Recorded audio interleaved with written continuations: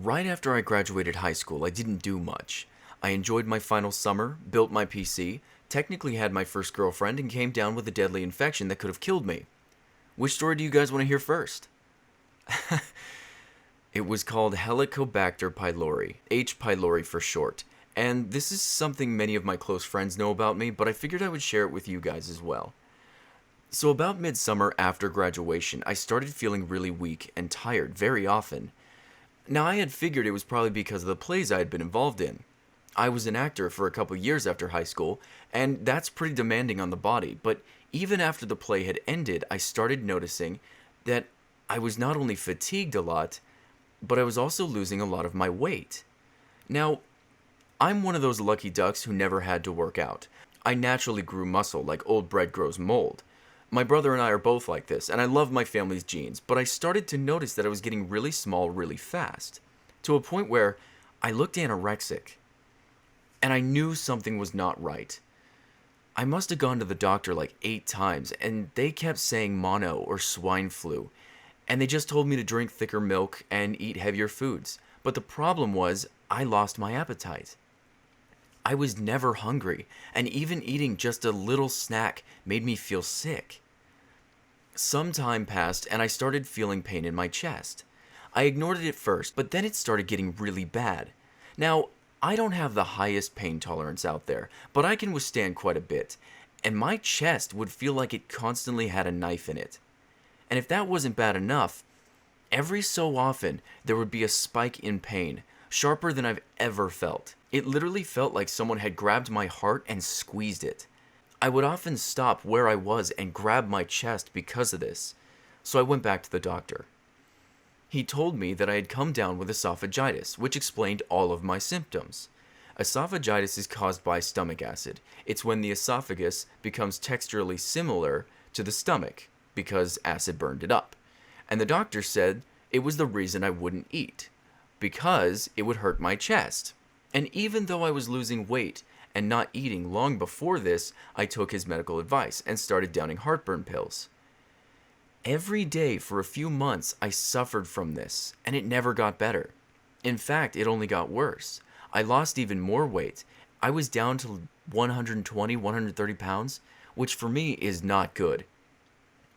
I ended up finding a doctor that became very curious about my condition and skeptically asked if he could take blood to check for an infection. He said he didn't think I had it, but it was worth a try anyway. The infection was called H. pylori. About 3 days later, the test results came back positive, and I started treatment right away. Now, H. pylori is like a gift basket from hell. I'll list the potential damage if left untreated. Firstly, it destroys your immune system and eats your muscle and body fat.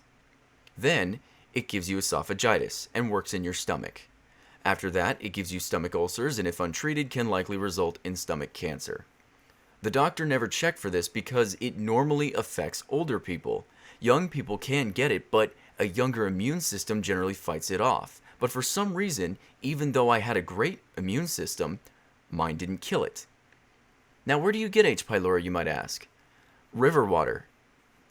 It likes to live in water and the stomach, so if you drink river water, you could get it. But there is a cure, or at least it works most all of the time. And what I mean by that is H. pylori is not something you can completely remove from your system.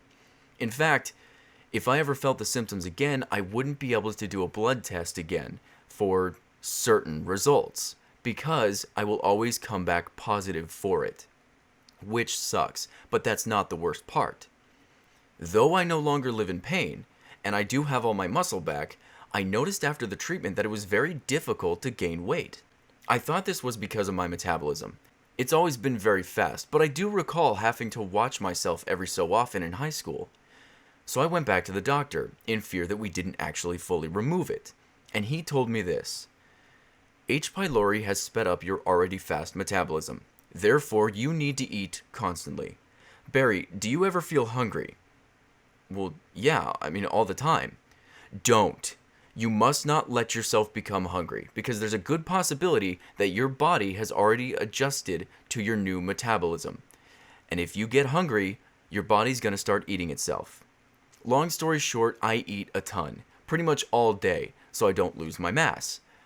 I asked him if it'll ever slow down, and he said probably around my late 30s or early 40s.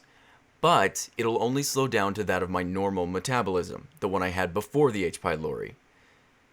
Silver lining is I guess I don't have to worry about getting hefty, but the whole process really sucked. There was a lot of things going on in between all this as well, and I'll get into that some other time. Thanks for listening.